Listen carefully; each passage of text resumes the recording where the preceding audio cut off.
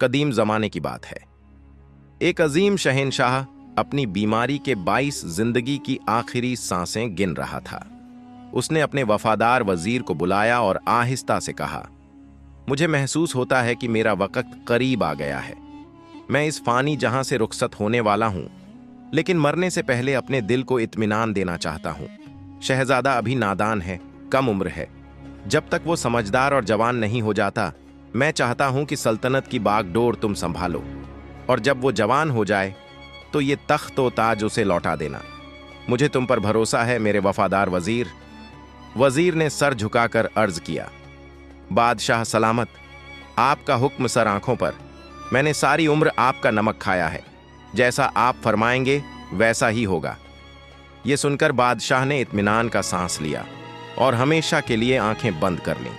मगर बादशाह के गुजरने के बाद उसका सौतीला भाई चंद फौजियों और वजीरों के साथ मिलकर तख्त पर काबिज हो गया। वो जालिम, लालची और खुदगर्ज इंसान था। उसके सामने कोई बोलने की हिम्मत नहीं करता था। साल गुजरते गए और शहजादा जवान हो गया। लोग जालिम बादशाह के जुल्म से तंग आकर शहजादे का साथ देने लगे।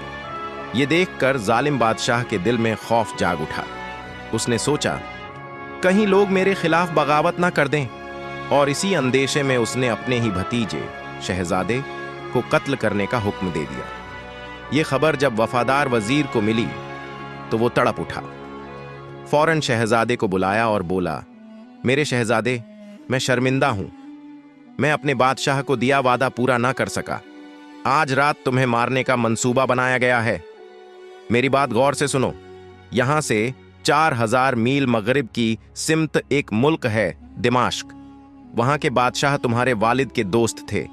जाओ, उनके पास पनाह लो। वो तुम्हारी मदद जरूर करेंगे, लेकिन याद रखना, आज रात से पहले निकल जाना। शहजादे ने वजीर का शुक्रिया अदा किया और फौरन घोड़े पर सवार होकर निकल गया। बादशाह के सिपाही उसके पीछे गए, मगर वो हाथ ना आया।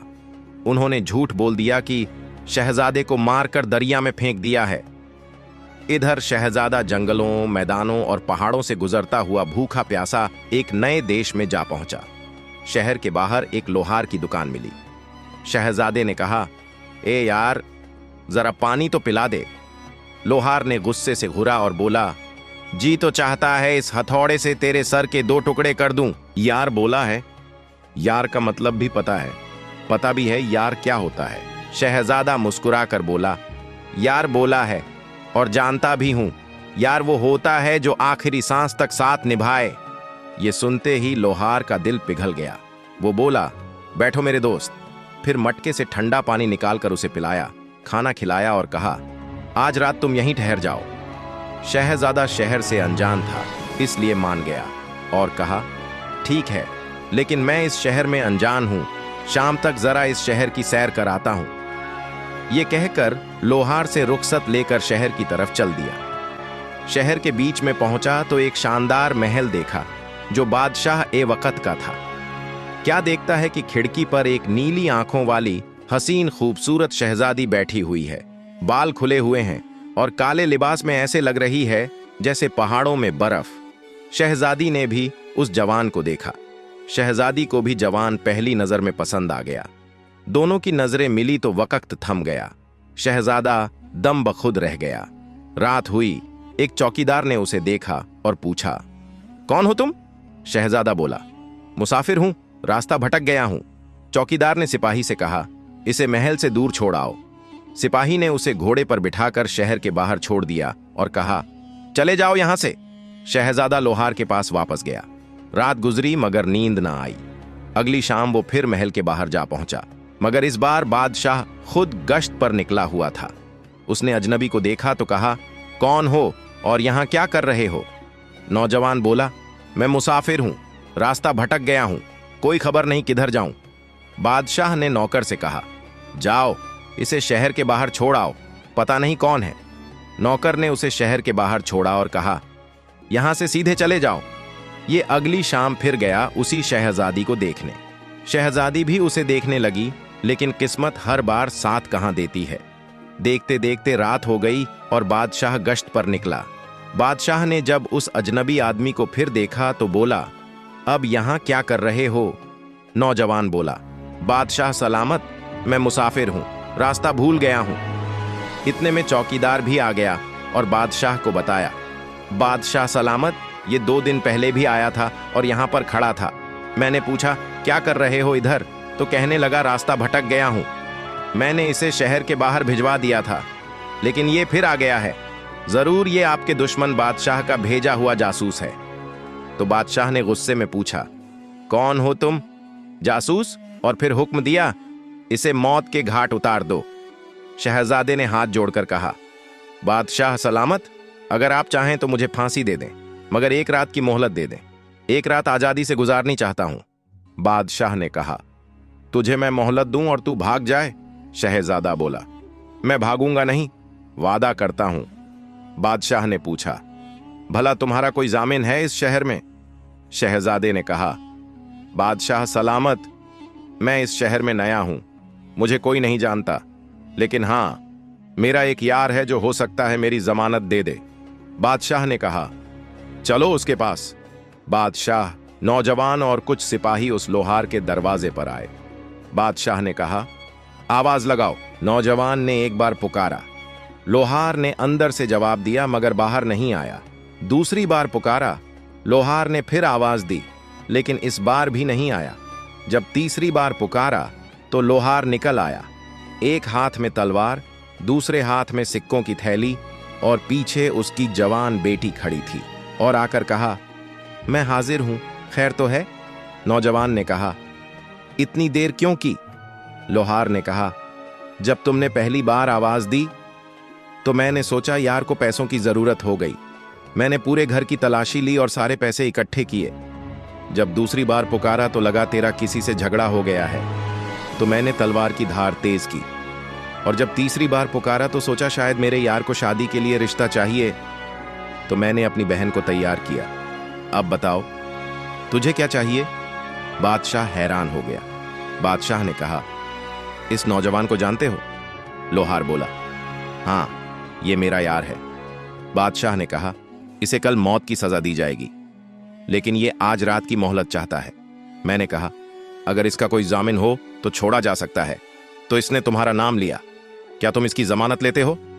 लोहार बोला, हां, मैं इसका जामिन हूं, कल इसे पेश कर दूंगा। बादशाह ने कहा, अगर तुम इसे पेश ना कर सको तो कल तुम्हें फांसी दी जाएगी। लोहार बोला, मंजूर है। तब बादशाह ने कहा, ठीक है, आज की रात इसे मोहलत देता हूं। यह कहकर बादशाह चला गया। नौजवान ने सोचा, आज आखिरी रात है जिंदगी की, तो क्यों ना शहजादी से मिल लूं। फिर से गया महल की तरफ, पर इस बार महल की दीवार पर चढ़कर शहजादी के कमरे में पहुंचा। देखा कि शहजादी सोई हुई है। उसने चुपके से जाकर शहजादी के मुंह पर हाथ रखा। शहजादी उठ गई, लेकिन कुछ ना बोली। नौजवान ने कहा, पहले मेरी बात सुनो। मैं आज रात तुमसे मिलने इसलिए आया हूं कि कल मुझे फांसी मिलने वाली है, और वो भी तुम्हें देखने के जुर्म में। इसलिए आज आखिरी रात में तुम्हें देखने आया हूं। शहजादी ने यह सुना तो बहुत दुखी हो गई और बोली, तुम्हें मेरी वजह से फांसी होने वाली है? तुम्हारी आखिरी रात है। मैं तुम्हें मौत से बचा तो नहीं सकती, लेकिन मैं तुम्हारे सामने बैठी हूं, कर लो अपने दिल की हसरत पूरी। नौजवान बोला, मैं इतना बेगैरत इंसान नहीं हूं, मेरी आखिरी रात है, लेकिन तुम्हारी तो सारी जिंदगी पड़ी है और मैं तुम्हारी जिंदगी बर्बाद करने नहीं आया। मैं तो बस तुम्हें आखिरी बार देखने आया था।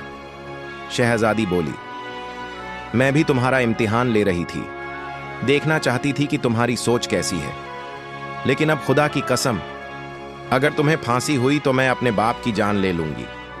ये सुनकर जवान के दिल को खुशी हुई और फिर थोड़ी देर बाद वो नौजवान वापस चला गया। लेकिन ये सारी बातें बाहर पर्दे के पीछे छुपकर बादशाह ने सुन लीं। अगली सुबह लोहार ने सोचा, पता नहीं मेरे यार से क्या गलती हो गई, लेकिन मैं इसे फांसी चढ़ने नहीं दूंगा। ये सोचकर लोहार फांसी घाट चला गया और अपना मुंह काले कपड़े से ढांककर गले में फांसी का फंदा डालकर खड़ा हो गया। नौजवान जब उठा तो सोचा, मेरे यार ने मेरी जमानत दी है, जल्दी जाता हूं, कहीं वो गलत ना सोच ले। वो भी फांसी घाट चला गया और मुंह पर काला कपड़ा पहनकर गले में फंदा डालकर मौत का इंतजार करने लगा। इधर शहजादी ने सोचा, मेरा ही कसूर था। मैं खिड़की पर अपना हुस्न दिखा रही थी, जिसकी वजह से उस मुसाफिर को सजा दी जा रही है। ये बहुत बड़ी नाइंसाफ है और मैं ये होने नहीं दूंगी। गुनाह मैंने किया है तो सजा भी मुझे ही मिलनी चाहिए।